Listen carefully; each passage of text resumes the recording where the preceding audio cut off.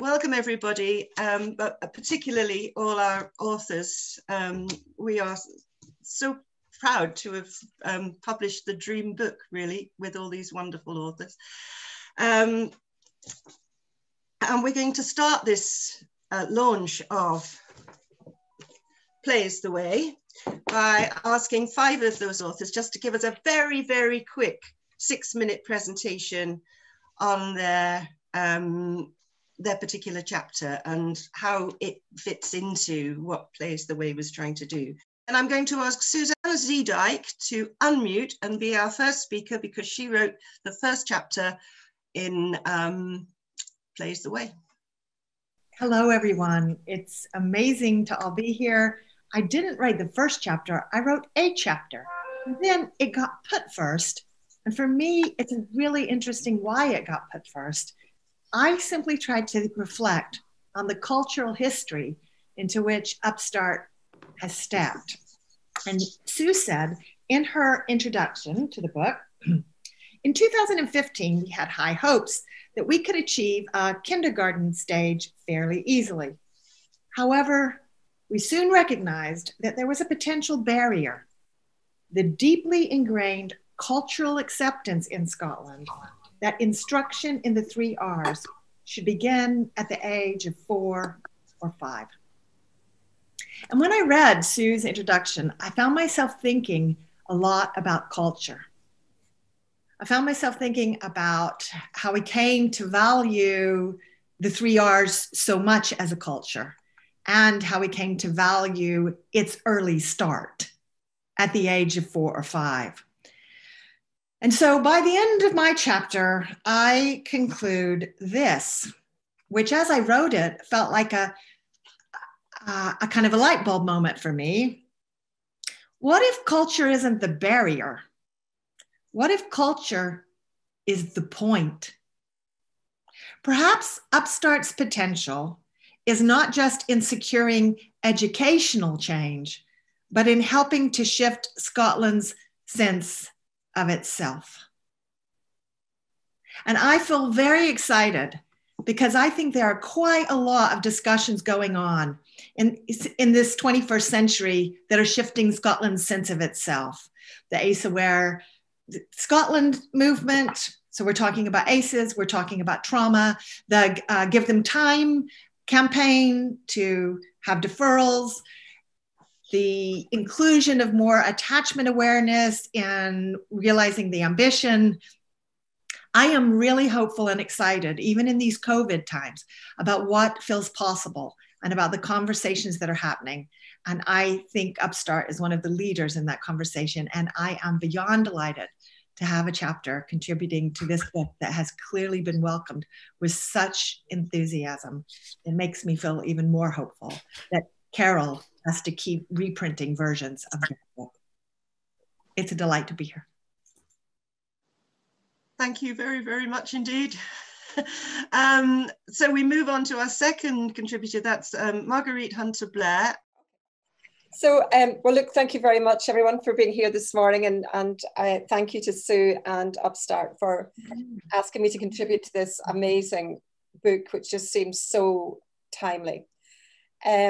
I also have to credit Sue with the title of my chapter. I think I'd called it something quite boring, like Why Play Matters. But I think it's a much more edgy title and makes you think about this expression that we tend to use, which is children are just playing, as if in some ways we diminish it from the very outset, and it's much more than that. Play, as we know, Maria Montesson put it really well, is the work of the child. And our former Chief Medical Officer, Harry Burns, famously at the very start of getting play on the agenda, policy agenda in Scotland, gave us this wonderful quote about why we need to invest in children's play. So for me, my play journey started with a community worker in Belfast trying to explain to me as I just inherited some play sites and I wanted to sell them off to refurbish some community centres. And she tried to explain to me why play was about more than pavilions and playgrounds and playing fields. And she wrote on the pad in front of me, she took the pad off me and wrote on it, spice, turned it around and said, now this is what we're going to talk about. and it has stuck with me ever since. And very much for me, I came to learn, I went on to do a diploma in managing and developing play provision. I got some of my staff on the diploma, and we got nearly the whole of the Parks Department in Belfast City Council onto this course about managing and developing play provision. And really, I could sum the whole course up in one word. It was really about Susan Isaacs, her definition of play, and her understanding that play is the child's means of living and understanding life. That's just how important it is, really important. So in the book, I do a very quick run through. I mean, there is a wealth of literature reviews and evidence out there, but about why play is essential and synonymous with children's development. Sadly, in Scotland, we have lots of fantastic, great in Scotland. We have lots of really good policies. We've got Shinari, we've got lots of lovely outcomes to try and live up to and deliver. But the reality is, even before COVID-19, in Scotland, we have children who spend a lot of their time inside, pretty sedentary, like to be supervised when they're playing, and very poor physical literacy, overweight, and that leads to life expectancy being stalled. In the chapter then, I try to go back to the basics. Where does it all begin? Where do we start to get a sense of why play is important and what the adult's role is in that? And these are actually some photographs from one of the children's woods in Glasgow, one of the projects in Glasgow. So it's really lovely now to come forward and see a lot of what was being talked about in the 1800s coming into practice in Scotland. Again, this idea that Maria Montessori then built on Froebel and talked about what the essential components of play were, and this spontaneity. And what I absolutely love in this picture, I don't know if you can see here, is the child so much emulating maybe an adult, but the phone stuck to the ear, but it's actually a shell listening to the sea, rummaging through natural corks there in an outdoor environment. Then we have the Reggio Emilia approach comes next, and this idea of the competent child who is full of desire and ability to grow up and construct their learning and knowledge. And this right of children to interact and communicate with one another and sharing respect with adults. We have the incredibly important aspect that comes to life of the physical environment. So that play isn't, and learning is not something that happens indoors, and the enormity of the third teacher, as Malaguzzi calls it, of the physical environment. And then the developmental psychologists, Piaget, Vygotsky, who also look at environment and stimulus and the way that play encourages cognitive and language development. And this incredibly important ability to self-regulate. So going back to Spice, the Spice Girls at the start, we talk about the social, the physical, the intellectual, the creative, the emotional. That doesn't really sum it up. It's just a nice little acronym. But if we made it Spicer or Spicier, R would be about this ability to self-regulate, maybe Spices. However, in Scotland at the moment, we have an education system which is absolutely focused overwhelmingly on training young people from a very early age to sit down inside. And I mean, I've heard retired teachers saying, you know, it takes at least 2 years to train young ones to sit down. Why do we have this thing about training people? So now this Gateshead Millennium Survey told us something we know already, that by the time children get to age 7, they spend half the day sitting. This is them now trained to be indoors, sedentary, passive learners, which is the opposite, the antithesis of what everything the few hundred years before us has taught. So in Scotland, we're in a really good place. We have a play strategy. We actually had the early years, 10 years framework, and then we had the play strategy, and now we've got realising the ambition. We've got fantastic good practice going on across Scotland. Some of these examples are from the Children's Woods in Glasgow. We've got a commitment across Scotland to play-based pedagogy. We've got an understanding, we've got a workforce that are really committed to understanding and, if necessary, retraining in play-based pedagogy. And they really understand this thing about children learning when they're playing. And that the more they do that, the more they learn, the more they play, the more they learn. It's a lovely circle. And that we need a balanced diet of play. It's not all about indoors, and it's not all about outdoors. It's about trying to get the balance right. And that balance is different for different children based on their circumstances and backgrounds. We've also got the role of the play sector, which is really important. If I've got a minute, have I got a minute, Sue? Can I? Not really. Not really. Okay. Well, listen, when you get this presentation, this is a live link on Twitter.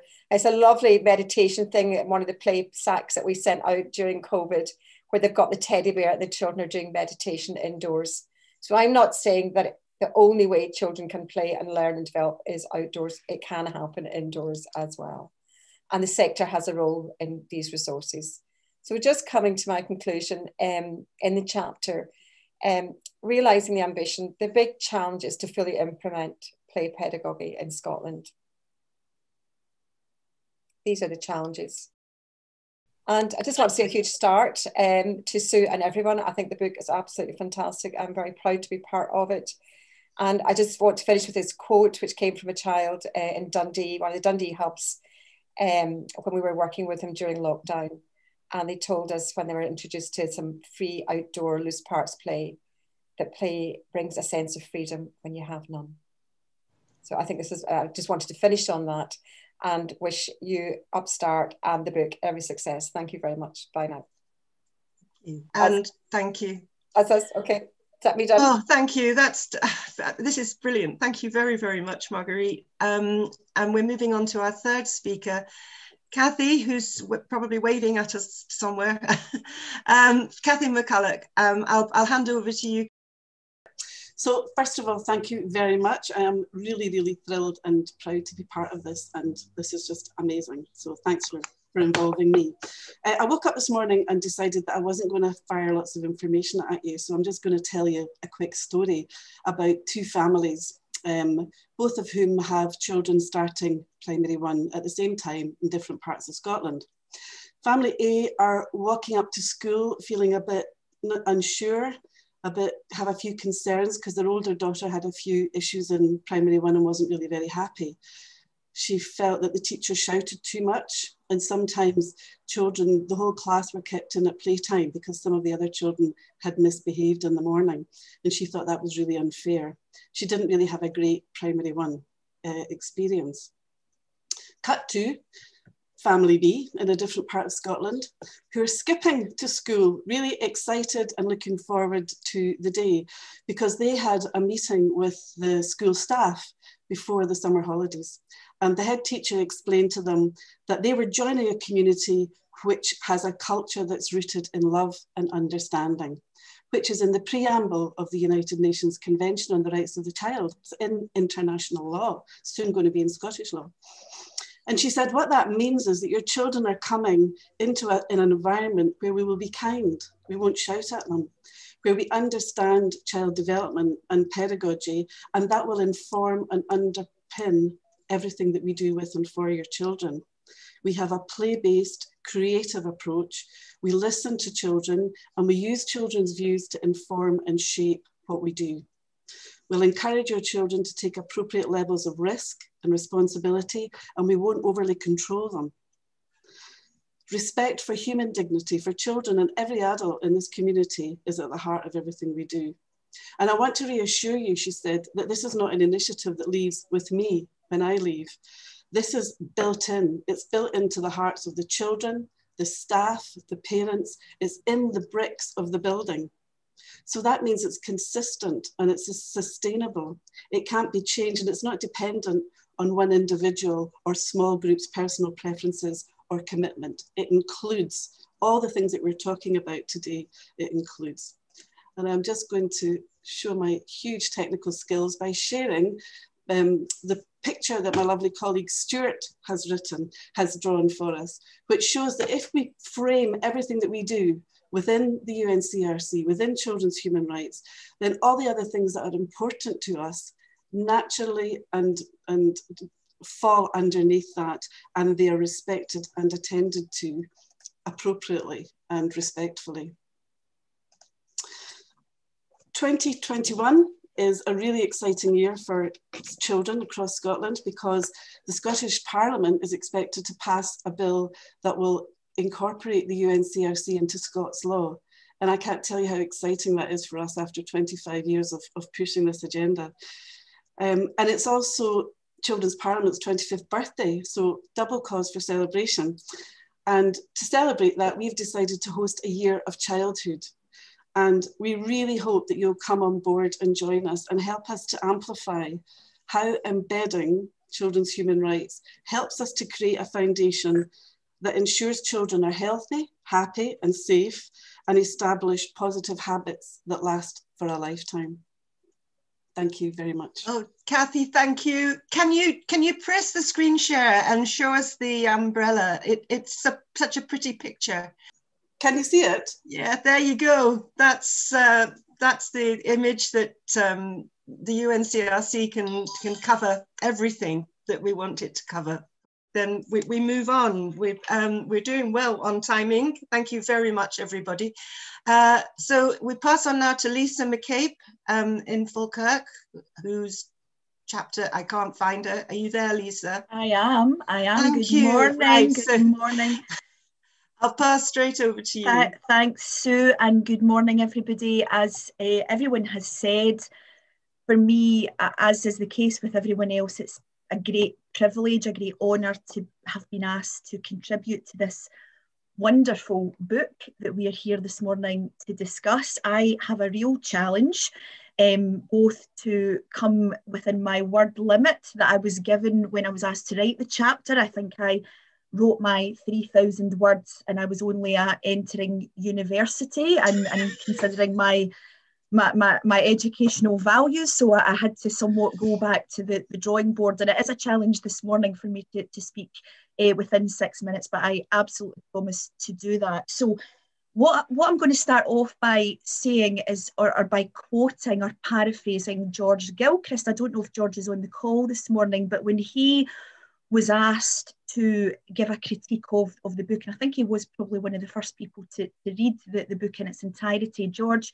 said lots of lovely things about it, and he said it was a really, compelling overview of where we are in Scotland and of the subject matter of play pedagogy. But he also said that it wasn't a rose-tinted account of where we are in Scotland as regards play pedagogy, and I was really delighted that George had picked that up, because really in my chapter that's kind of what I was going for. I was going for this case to be made that we've come such a long way, but there is still a long way to go, and that long way to go requires the energy, the enthusiasm, the belief from all of us, but more than that, from everybody else, absolutely everybody else in the system. And then what I go on to do is I go on really to talk about my job as somebody who's working in a local authority and trying to lead that energy and that enthusiasm to bring about a change, and a change that will see the norm of play pedagogy being the way that we work, and not requiring to convince people that that's the way that we should work. So that kind of normative state is something that I try to unpick within the chapter. And I talk about three things that in my reflections have been some of what has brought about the success that I think that we are seeing in Falkirk. So I talk about strategic leadership, and that being something that you need to really plan for and think about, and not for the short game, but you really do need to be playing the long game, and that requires a lot of convincing and a lot of talking to people within the system at a political level, at a macro level, director level, among head teachers.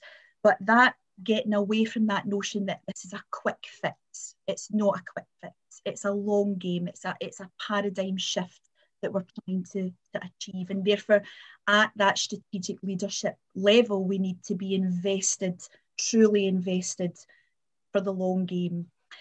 And then I pick up, secondly, the idea of professional learning as an entitlement for the profession, and start to raise some questions about why it is then that local authorities such as our own have had to spend such a lot of money, such a lot of time trying to, what I describe as being perhaps a gap that teachers have in their knowledge and understanding, or their readiness to just go live with a play pedagogy approach. Why is that? Is there more that we can be doing in initial teacher education, and start to discuss and I suppose throw some of those questions around, you know, do we have a normative state? We've got an early level, but is it normative enough in terms of how we think about play pedagogy that we have to then redress when teachers are in service to the extent that we have?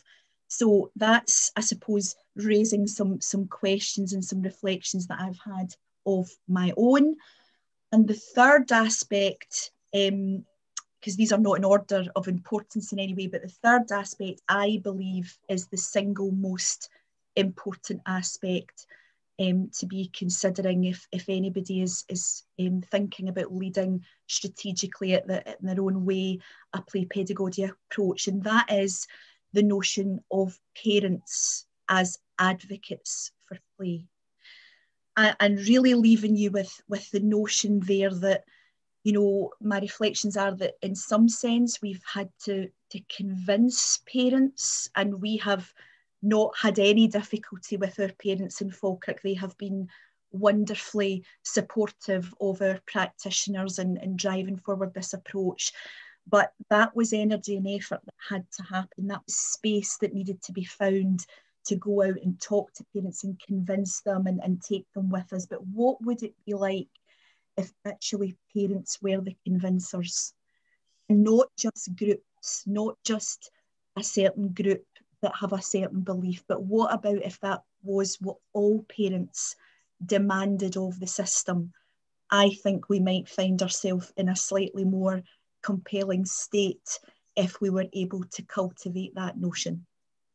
Thank you so much for listening. This is exactly what we wanted from this launch, was these, you know, quick summaries of where people are coming from, and there were so many different positions. So our fifth speaker is Sarah Latto. We're very grateful to have on our board. We've got 2 forest school leaders on the board of Upstart because we believe so firmly that getting children outdoors and into nature is an essential part of realising the ambition. So I'll hand over to Sarah to talk about being in nature. There we are. Is that okay? Can you all see all right? Lovely. Okay. Fab. Well, wow. Yeah, that was, I'm getting fired up even more so.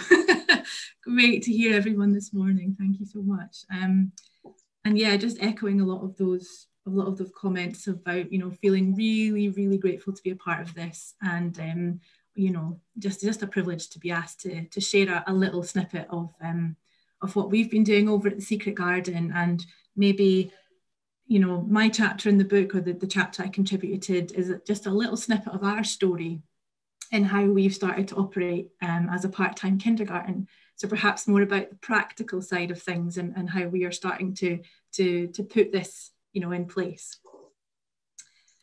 So yeah, we at the nursery, we work on our founding principles of presence, nature and play. And the nursery was set up by Kathy Bach, who some of you may know. She was an extremely inspirational and powerful lady, and her vision for early years education was, slightly different.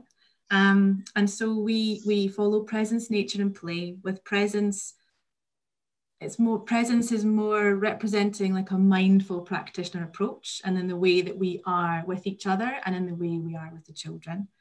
And then when nature, we are outdoors all year round. Nature is everything to us. It's our teacher, It's our inspiration, it's our motivation, it's our storm, it's our weather, it's everything. And nature is definitely the teacher at the Secret Garden, and the staff are the facilitators.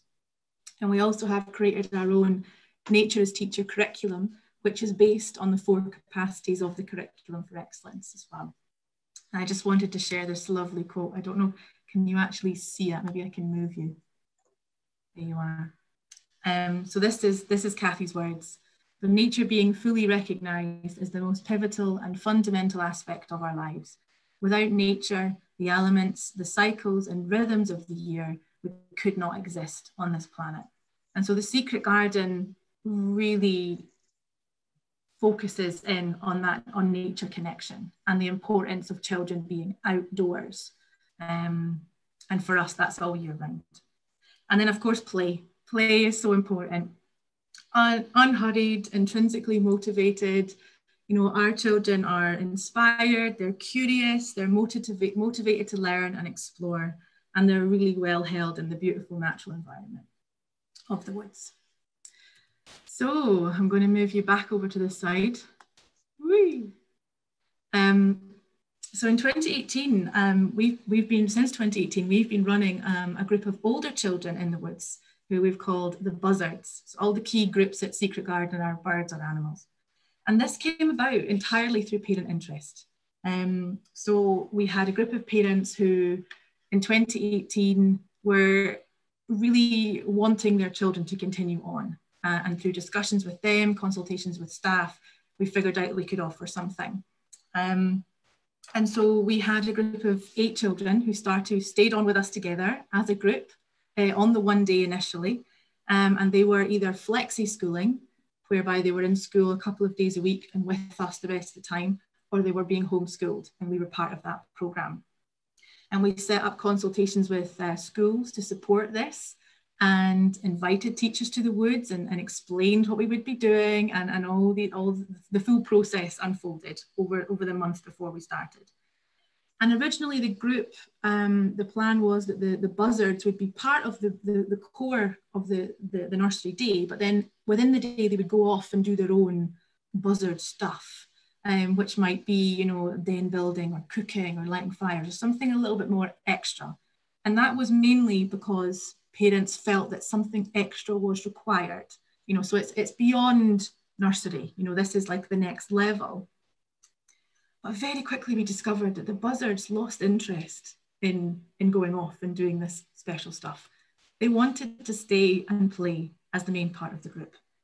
And what became, you know, very clear was the buzzards' need for that free play, or they needed their time in the woods to be unhurried and free, for them to choose what they wanted to do exactly as it had been before. And so since then, that's what we've done. The buzzards are now part of all the nursery days practically, from Monday to Friday. We have a couple on each day, and our environment is now 3 to 7-year-olds learning together in the woods. And from that, you know, we've really witnessed the magic of mixed age groups. We see patience, encouragement, nurturing, admiration and respect, all cultivated by the children for each other. And the buzzards have really become role models in their own right, and they've created their own unique identity within the woods as well. And, you know, we have wonderful moments where they talk about school and bring new learning to the woods from their other setting as well, which is also quite nice. And yeah, so we see the buzzards as a fully integrated part of the nursery. We don't want to lose them. We value them deeply. We love having them with us. And we really support the idea of other settings taking this on board if it's possible, and are very happy to help with any of the process. And yeah, hashtag play is the way. Thank you very much. I'll stop there. Thank you. Hashtag play is the way. That's just a sort of insight into 5 of what are actually 14 chapters, which look at this whole thing of how do we move towards a kindergarten stage from all these different perspectives, and we thought we can't possibly have everybody speak, so I sort of picked out 6 people that I wanted to that reflected particular aspects, and our 6th one was Professor John Frank, who looks at it from a public health perspective, and he was going to speak, but then he had a new grandchild in London, and then he went to London, and now he's in London in lockdown. So I've promised that I'll very quickly try now, screen share this with you. John is a public health professor, and he started his chapter by talking about the Marmot review, Michael Marmot's review about poverty originally, and its effects on children's growing up. And one of the bits of it was about the assessment of what was happening to children in their early years. So that's the model that he shows. And I hope I'm not going to try and do this in any detail. I'm not a public health expert. Can I move that on? No, I don't think. Oh, yes, I can. Wonderful.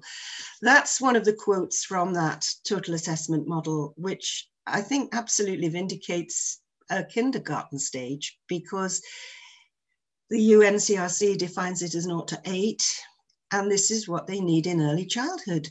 Warm, responsive environments, in protecting them from inappropriate disapproval. You know, you can't do that reading and writing thing yet, or you've got to stay in and practice.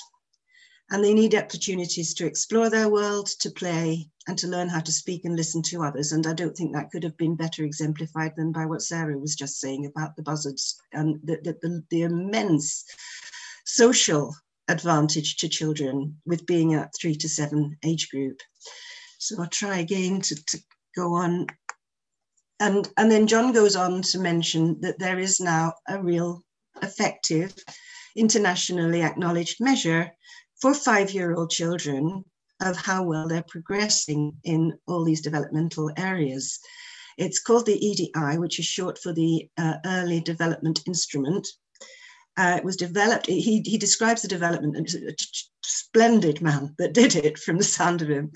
And then it was started in Canada and is now in use right across, for 5-year-olds, right across Canada and Australia, both countries where primary education doesn't start till 6.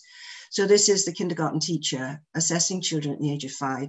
And both Canada and Australia are very, very pleased with how the EDI is working. And I've spoken to authorities from both countries recently, and they said no plans to drop it. We like it. So why are we not using this in Scotland? Because actually, back in about 2012, the EDI was trialled in East Lothian and was found to be very successful. So successful, in fact, and the people in East Lothian liked it so much that they paid to do it again a couple of years later. And a very, very well peer-reviewed articles were published in journals, and yet it was not adopted by the Scottish government. So we have questions about that, and maybe you do too. It's certainly much more appropriate, we believe, for children of 5 years old to be assessing these elements than assessing literacy and numeracy, which was what was brought in instead. So I shall now try to click my way out of this. That moves us on to the next section of this launch, which is questions. And then we've got almost all of our authors here. So I've got a list of their names on my desk. And what I want to do is ask Kate, I've got some questions here too, but Kate, have we got questions? And I'll see if I can then throw them to the authors that might. I've just got one from a Judith Hutton. So it's, what are the most effective argument to persuade parents that play is the way forward for our younger children? I love it. Right. Well, I think almost everybody could answer that, but I will go to the authors of the parent chapter, Dee and Patricia. I don't know. Can you? Diane, you were going to say something. Sorry, do you want to start? Or?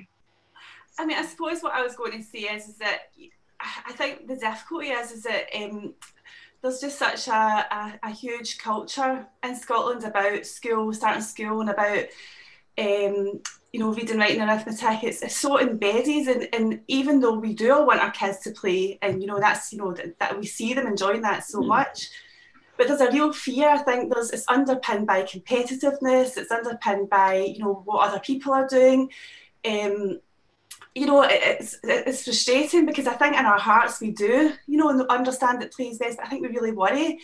But I think the thing is that it's not just parents, I think, that feel worried about it, because I suppose in the course of our campaign, you know, we are frequently told by schools and the early years sector about that we've got to push our kids on, or they have to, you know, they have to focus on the academic element of their learning development. So I think parents do need to be convinced, because I think they do worry. So I do agree with the point. I think parents do have to be convinced, but I think there has to be, if everyone could watch this presentation, you know, everyone in all the sector and all the leaders and the politicians, you know, because I think there's got to be a wider at every level, you know, from the top all the way down to the bottom, to understand that, you know, this pressure for kids to read when they're 5 years old, it's so huge over, you know, that it's better for them to go and play all day, you know, and learn through that sort of method. So I don't know if Patricia wants to add anything in to that. Just quickly, yeah. I don't know how widespread a practice it is, or if it happens at all. In my experience, it didn't really, but do nurseries offer the opportunity for parents to attend an evening where they explain how they approach the pedagogy with the children in nurseries? I don't know how widespread that is. I went to an event once, actually, my children went to 3 different nurseries over the course of their years, and one nursery on a Saturday offered us the chance to go in, and we spent half an hour while the children were playing, and the manager was absolutely fabulous and just explained the value of it, because like Diane said, there is this, you know, when you come to be a parent and you all want the best for your child, and you suddenly start thinking, oh, I'll need to get them into all these clubs because that's what everyone else is doing, and therefore that must be the way to do it. They must be getting direct instruction from as early an age as possible in order to prepare them as best for their future and give them the best chance. And I think that education is absolutely essential for parents to be more familiar with the research and the value of play in itself, rather than as something which one of the speakers earlier, I think it was Marguerite, said that it's diminished as they're just playing. That sort of cultural shift absolutely needs to change, but how we do it is the tricky thing. I agree. Thank you.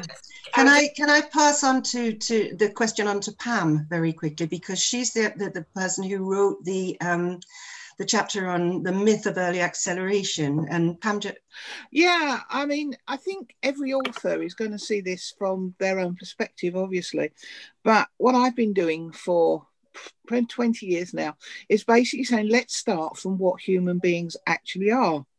Where did they come from? How did they learn before school was a thing? Because that's only, 150 years. And, obviously then this develops, I suppose, into a polarized argument. Are you saying that children never learn to read and write? Are you saying that, they shouldn't be instructed? And of course, we're not saying that, because we've got a different type of society now. But what we're saying is that they need these skills in place before they actually go on to phonics. I've just written a piece reviewing some Ofsted stuff. This is in England. And the fixation after COVID is we've got to get these children back to, whether with reading, writing. But what they're describing in the report underneath is children who have actually been, mentally challenged by COVID, by being locked up and all this sort of thing. But what they want to do is bring them back into school and sit them in desks. And, say, okay, well, this is the most important thing. But actually, that's not how human beings are. Human beings have mental health needs and basically human needs before we start to go here. And it's not a matter of either or, it's a matter of what is appropriate in which particular stage, and the whole human being. And that's really what my chapter's about. When children are born, what is it they need to actually get this booster start? And that's play. It's the rest of it can come later. I get a wonderful chance here, if you don't mind, Pam, to segue into another, because the sort of subtitle of Realizing the Ambition is Being Me.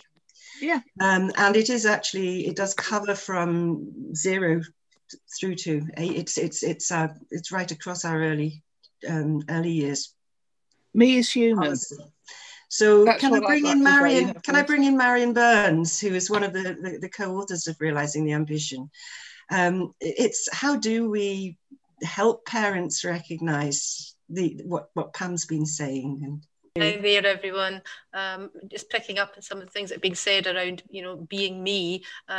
Obviously, within Realising the Ambition, it's the child's voice that is intended through that golden thread. Right the way through, and I have to acknowledge I'm not the only author of Realising the Ambition, Being Me. We're a very tight-knit team, and obviously all leaned on the experiences of others as well. But I think the key messages in the question you're asking, Sue, is about parents. And it probably touches, I think, into our chapter, Ali Mendy, who is listening. I don't know if Lynn McNair's here as well. It's about that professional. It's about how they work alongside parents. And it was mentioned earlier about culture. I think within Realising the Ambition, we try to promote that culture of partnerships, about relationships, and again, picking up on some comments around children returning or starting settings for the first time. That parental partnership is so, so important, and it doesn't happen overnight. As Lisa was saying, it's a leadership issue. So it's multifaceted. And so it's not a one, you know, it doesn't happen overnight and it's not quick, but we've got to keep chipping away at it, and we've got to keep treating our parents as equals and as they are the first educators. So we have to get them on board. So yeah, I could wax lyrical for a long time, but I won't. Is it possible to bring Alan Wendy in? Is she here and can she unmute? Yes, I'm here and listening. And thank you so much, everyone, for brilliant short pieces about the chapters. I think there's something fundamental that we're maybe missing about parents. I think I've been reading a book by Diane Ray, and she says that our talk of parental participation and parental involvement is actually a rhetoric that is pushing responsibility for children's failure onto parents, or even for their educational success. And I think we've got to take a deep breath and think differently about what parent would want to be involved in our agendas. And I'm saying our as the collective cultural thing about school.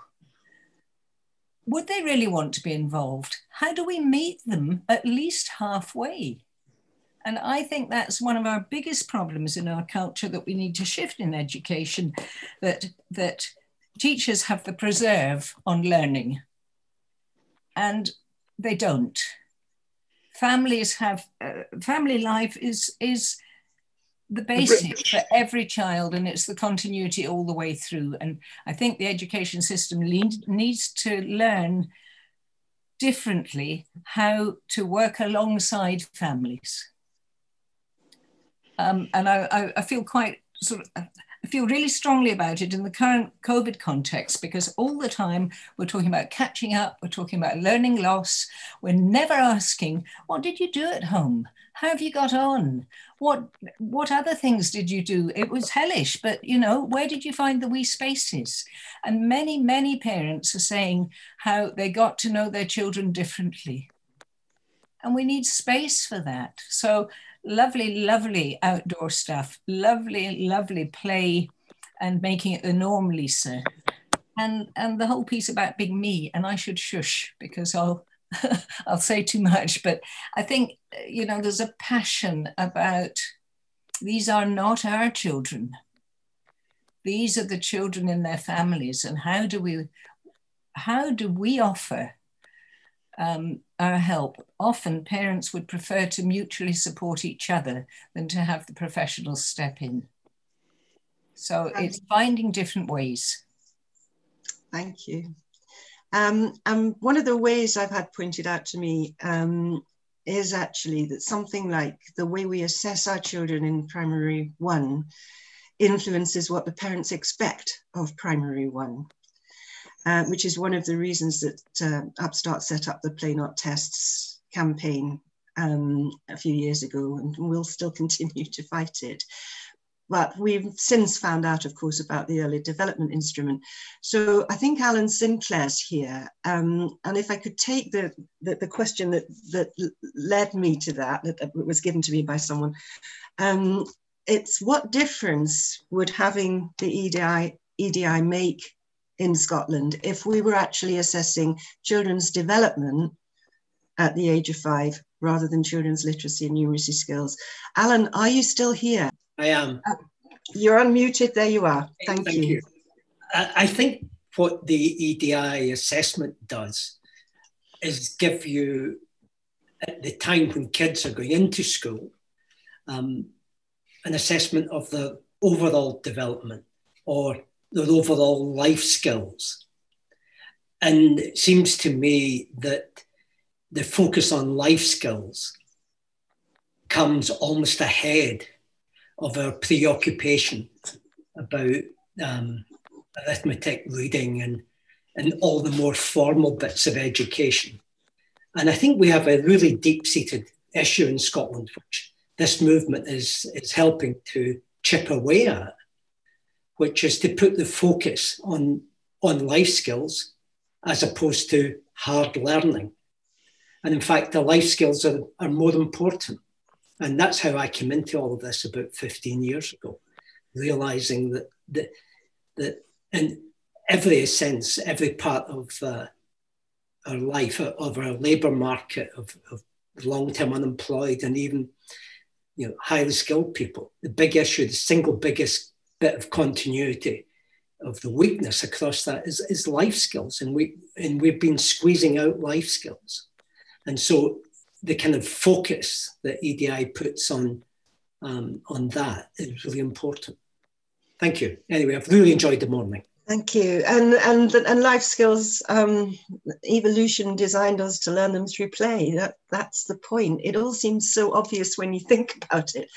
I'm quite keen to bring in, I wrote the chapter on literacy, but Juliet Robertson, who's here, wrote the chapter on maths, and very much an outdoor approach to maths. And Juliet, the questions we've heard so far, have you got any comments or points you want to make?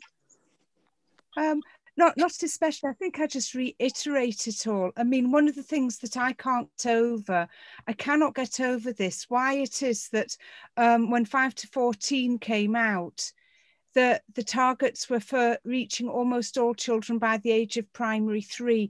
And when you look at what's being asked now within maths, this is expected to be achieved by the end of primary 1. And then we're talking about an attainment gap. That is an artificial construct. And that is not to say that I'm not passionate about the highest of standards and expectations, but we have to be careful to avoid we have to understand the difference between learning and performing. And I think sometimes that's not really fully fleshed out in national guidance. So we can teach a child of 3 to read o'clocks very quickly with the hoop clock, sticks, whatever you want, what the time is, Mr. Wolf. But what we will find out is that if you ask them things like, how long ago was it since you had breakfast? How many hours was that? Or things like that. They don't know, because it's a performance. It's not learning, and we need deep conceptual learning and a solid foundation in the early years to ensure that children thrive when they reach school and not are in this survival mode, which seems to be the norm. Okay. Yeah, she copes. She copes very well. Why should a 5-year-old be coping? Getting enraged. There's a couple of authors that I've got on my list here. Elizabeth seems to be coming and going. Hello, Sue. Yes, I'm here. Can you hear me? Because this is your inclusion. All this is absolutely meat and drink to you. Please speak. Oh, thank you. Thank you, everybody, for the wonderful contributions. And I'm also just very humbled to be a part of this book. One of the things I'd like to draw on is a sense of belonging and helping human beings to be more human. I think that has to be at the absolute core of what we do in education. And one of the things that worries me currently is our mental health situation, and more younger children developing anxiety and depression and self-harming. And I think one of the ways to overcome that is in play contexts, to really allow children to be themselves, to develop a sense of flow so they develop presence, but also that when they're playing with one another, they develop a respect for one another and begin to develop a sense of community and their place in it. And at the heart of that has to stand reciprocal relationships with the adults. And that's something that we don't get right. That's something that I think we really need to focus on. What does it mean to really have deep respect for a child, to be able to engage and sustain shared thinking in a way that's absolutely authentic? And remembering that in all echelons of education, we're constantly in a power struggle with somebody who has power over us. And we really need to get away from that. And I think one of the drivers of anxiety about outcomes in early education for parents, and I know this from my own background and my own family, is that if you're born at the bottom, if you're a working class kid, you literally know you have the entire ladder to climb to get out somewhere. And I realised that as a very small child, and didn't know if I could do it. And education was my way forward. So therefore, I knew I had to perform, but there was a price to pay for that. And I think we've got this, we've really got to tackle the inequalities and the stratification in society that means not everybody is equal. They don't start from an equal playing field. And we need to encourage parents to know that their child is valued, whoever they are, whatever capacities they've brought. And in my years of working with children at all different ages, I came up with 3 key touchstones that just saw me through everything. You know, when I was just banging my head off the wall thinking, how do I move forward from here? My 3 questions were of the child that I was struggling with. Who are you? What gifts have you brought with you into the world? And how can I help you be the best that you can be? I don't know who you are. I don't know what your gifts are. But if I can find them, if I attune myself with you, if I have the humility to love and respect you and get over my ego and my power and my background and all the rest of it, if I can find you, I can help you move forward. And that, for me, is the greatest achievement. To hell with everything else. If I can find you, I can love you and move you forward, and that will stand you in good stead for the rest of your life. Thank you. Would anybody else like to wave or something, or just unmute and join in from among the authors on just to finish off that question? Right, this one came yesterday, and I don't know who I asked to answer it. Why is there not a chapter on the arts in Plays the Way? Oh, Carol Craig, our publisher. Where are you? I'm here. Why have we not got a chapter on the arts, Carol? Oh, you were the person that came up with the list, so... Yeah, but when I started, there were 12, and then you said I could have another one, and then you said I could have another one, and then I had to stop. Yes, it is supposed to be a series of small books, so there was a limit. Yeah. But in fact, it's a serious lack, because just like everything else, you know, the arts, creativity, imagination, it's all to do with play. Yes. So maybe we need a Plays the Way Part 2. We did include an atelier in our kindergarten stage. It was the only sort of nod, really, that we managed to get to it. This book is not about a how-to, is it? It's about the obstacles and where we're at and how we can move it forward. So maybe we do need another one. How exciting. Well, I'll leave that little thought with you, Carol. But the arts and STEM subjects are embedded in everything in the early years. Yeah. So, and realizing the ambition and all all the stuff in Curriculum for Excellence, it's all there. So we would just have been reiterating it. You can't, our children's creativity is everywhere as we watch them every day. So, and science is all around us, and there's no stopping our children from their curiosity and their love of learning. So I don't see that they needed to be a focus of this, whereas maths and literacy, because of our culture, had to have their own chapters to show that play is the way for those two subjects areas. You make me feel a wee bitty better, but I felt really guilty yesterday when I was having this discussion with an artist as the commissioning editor. What else have I got down here? Yeah, we tried to make sure that we pushed the importance of the outdoors, and we were very lucky to have Sarah to do a chapter specifically being in nature.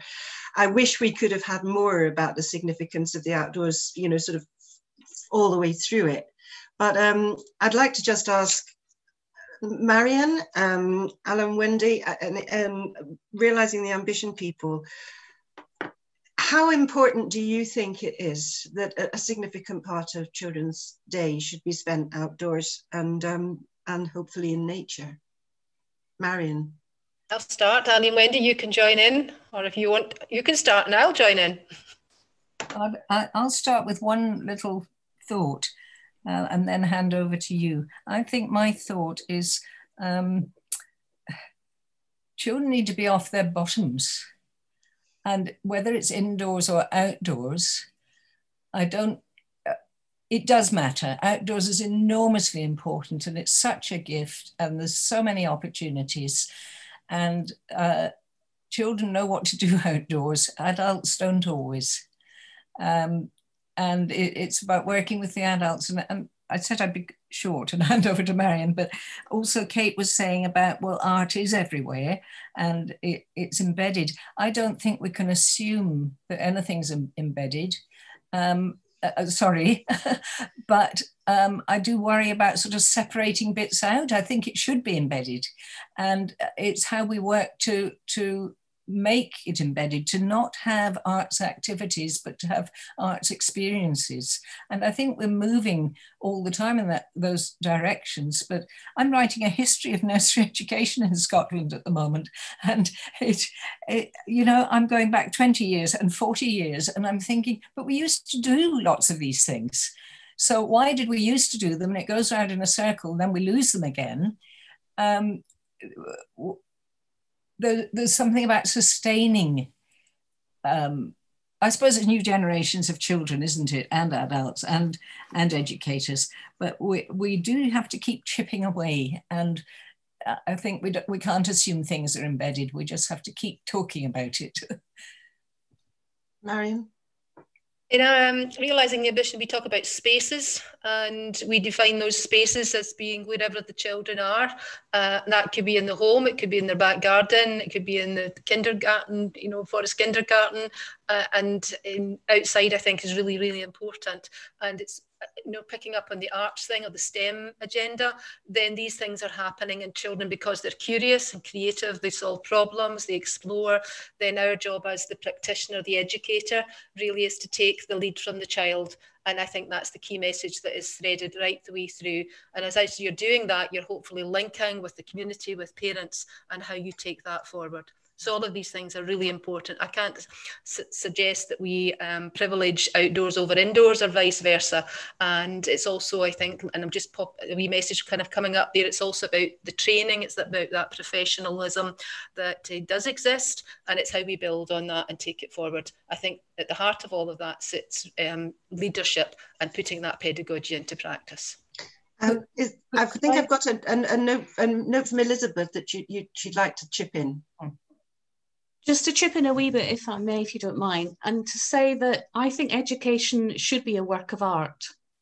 And therefore, that's not seeing art as something separate. It's actually understanding that we are creative beings. We just need to legitimize that. And one of the key things I think that's happened in education for many years now is this overprivileging of cognition. And because we've emphasized and overemphasized that, partly because it's really easy just to measure it and regulate it, so we get into this materialistic reductive thinking, we've sidelined all the other forms of intelligences, and that's to our detriment. And it's to the detriment of the well-being of our children. And I also speak from experience of that as being somebody who's just totally right-brained. And at the age of 5, being the youngest in the class as well, because that was the cutoff date, found myself swimming to survive in the education system and thinking, how do I do this? Because I think differently to everybody else. But I was measured on my cognitive ability, but I was phenomenally imaginative and creative and musical. So I think we also impair children's well-being through upholding the system, and I think it's had its day. If we look across the Western world, we are very sick. And we need to say to ourselves, what's going wrong here? How can we help human beings to be better human beings? We need to really work very deeply at this and look at some of the root causes and not just tinker with what we can measure. I'm going to come back to Juliet about the outdoors in a minute, but can I go to Suzanne?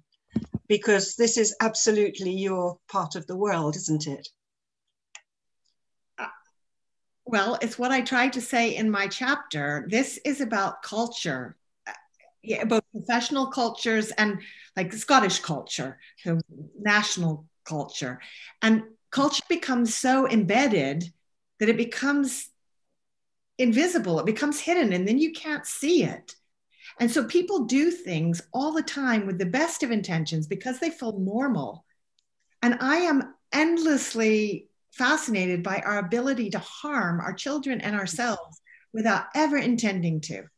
And yet when you try to shine a light on that and help people to see that, it's terrifying. And the adults in the systems respond with shame. And so as we're talking this morning, this is the most fabulous conversation. And I'm thinking of all the people who need to hear this conversation.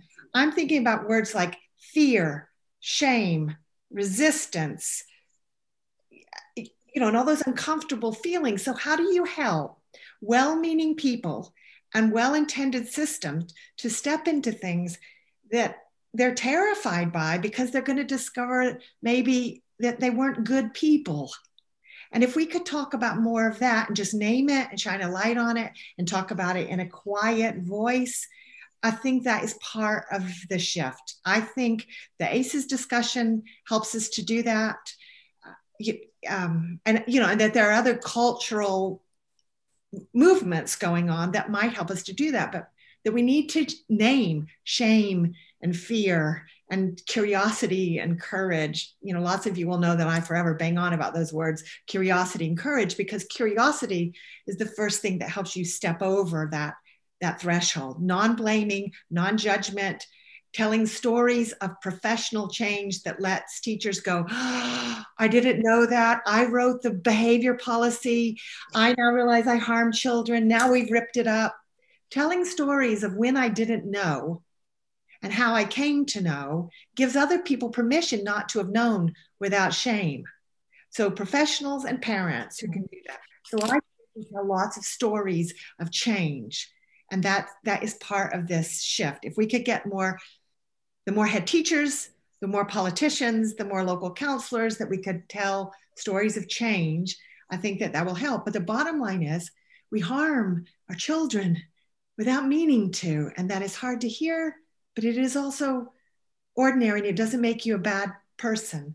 How can we help people to step into that more? That's what drives, I think, ultimately culture change. This will never come from the top. This will really come from ordinary people and systems and cultures getting brave enough to step into this. The end. Oh, thank you. Juliet, I did want to bring you in about the outdoors. Why is the outdoors so important? And if we could just get children and families outdoors more, I think they'd feel less ashamed and fearful. Anyway, Juliet.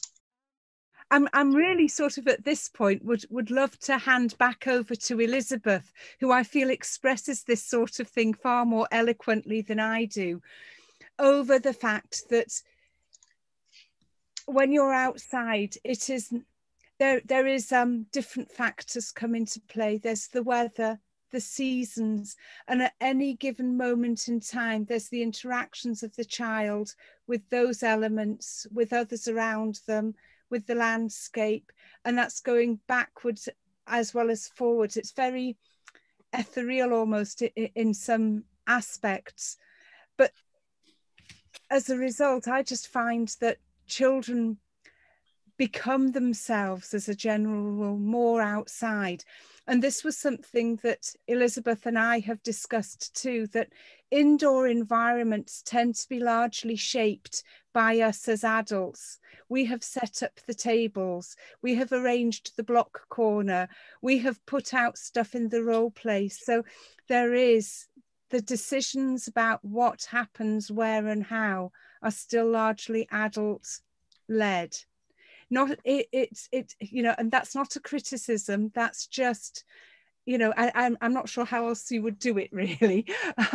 Enlighten me, people. But when you are in a forest or on a beach, there's nature, and we go with the flow, so there's much greater equity, and so that children feel a greater sense of ownership over that space. So I think there's a shift of power that happens, and when you ask children of any age, there's two words that keep coming back again and again: space and freedom. Space and freedom.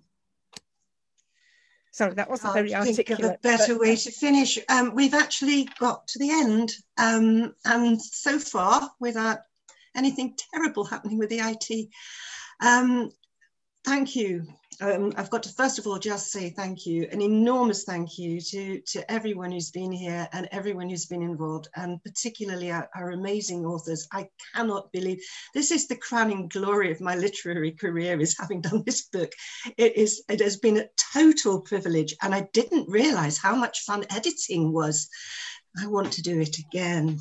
We are hoping to do, well, as people have said, let's start it up, some book groups where we talk with a couple of the authors at a time, or maybe two or three, and people who've read it and have read the book and want to converse further. So I hope that we can continue what has been, I think, the most exciting and inspirational and productive discussion, possibly through those.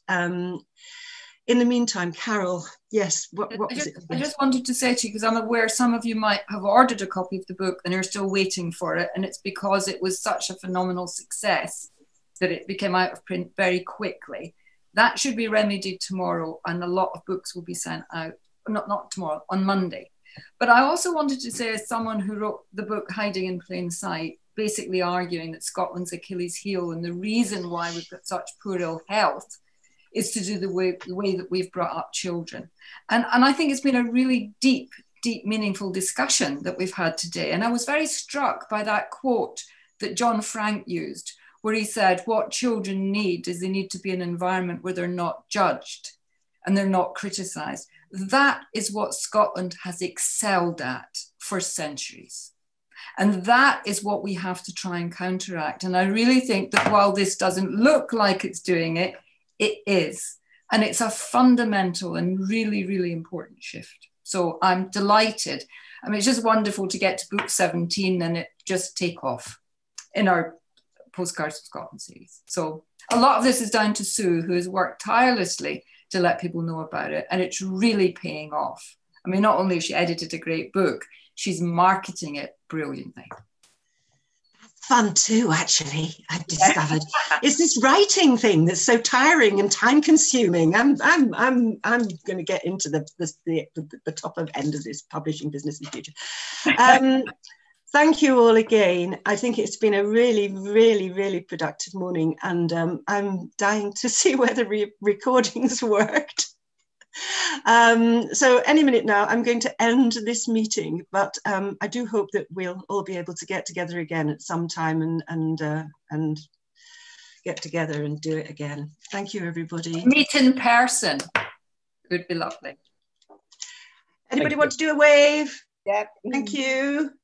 Bye. Bye-bye.